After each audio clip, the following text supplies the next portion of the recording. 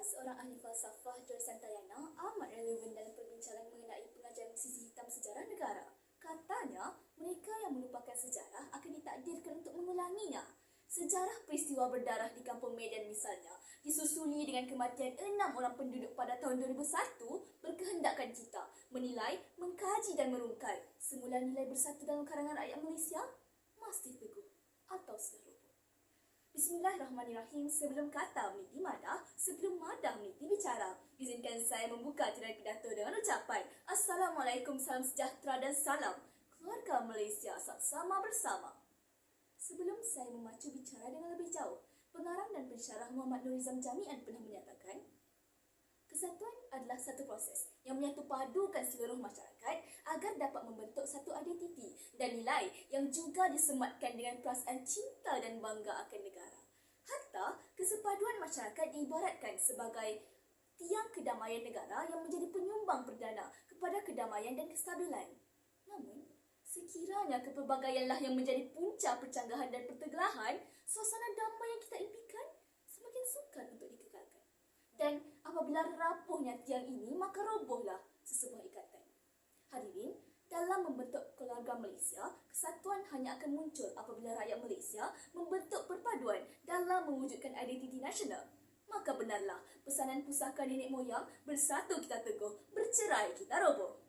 Hadirin hadirat sanjungan hati, maka dengarkan indikator saya yang pertama adalah di bawah lembaran kata anak muda penerus bangsa. Benar kata Perdana Menteri Indonesia, Joko Widodo, apabila beliau menyatakan, berikan aku 10 orang pemuda, pasti akan aku goncang dunia. Kerana pernyataan ini mendorong kita untuk memperlihatkan ekstremisi pemuda di masa datang. Pemuda dianggap melambangkan semangat yang baik, tidak pernah redup. Pemuda dianggapkan melambangkan keberanian yang tidak pernah luntur. Pemuda dianggapkan melambangkan kekuatan yang tidak mudah hancur. Tamsilnya, Revolusi Thailand yang berlaku pada tahun 1932 adalah dipelopori golongan muda yang terpelajar. Kebanyakan mereka terdiri daripada pemuda yang berpendidikan serta terpengaruh dengan kemajuan yang dicapai oleh negara kelas pertama. Oleh yang demikian, apabila mereka pulang ke tanah air sendiri, golongan pemuda inilah yang menjadi penggerak kepada pembangunan Ibu Pertiwi. Mereka lah yang menjadi pemacu sosial dan ekonomi. Maka benarlah, anak muda merupakan asas sebenar atau tulang belakang kepada keutuhan dan kekuatan sesebuah bangsa dan negara. Pentingnya pemuda bukan sahaja terletak kepada bilangan mereka yang ramai dan sebagai tenaga utama di dalam masyarakat, tetapi juga dari segi peranan sebagai penyambung antara satu generasi dengan satu generasi. Hadirin yang bermisi, indikator saya yang kedua berbunyi, bahasa jiwa bangsa. Bahasa jiwa bangsa berkehendakkan kita untuk berbicara dari hati dengan hati tentang nilai bahasa sebagai identiti sesebuah bangsa. Hadirin, kedudukan bahasa Melayu sebagai bahasa kebangsaan telah termaktub di bawah Perlembagaan Persekutuan Perkara 152, iaitu sinonim dengan kewujudan negara yang semestinya mempunyai satu bahasa rasmi tersendiri. Tamsilnya, banyak karya besar dalam bidang kesusastraan, metafizik, falsafah, tasawuf dan teologi dihasilkan berlandaskan bahasa Melayu.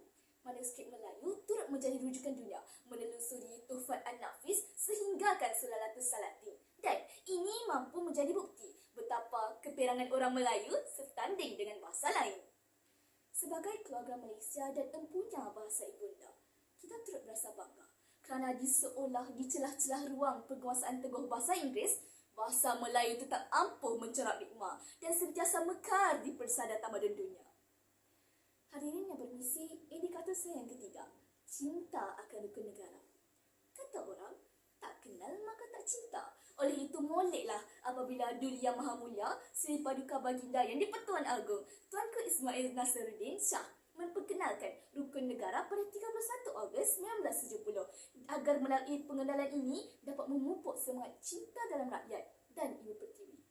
Antara tujuan rukun negara adalah untuk menjadikan bersih hidup semua rakyat ini dan menjamin perpaduan kaum dan keamanan negara. Namun, persoalannya, 5 rukun negara ini sudahkah kita semai di dalam sanubari? Setinggi manakah penghayatan rukun negara sesama sendiri?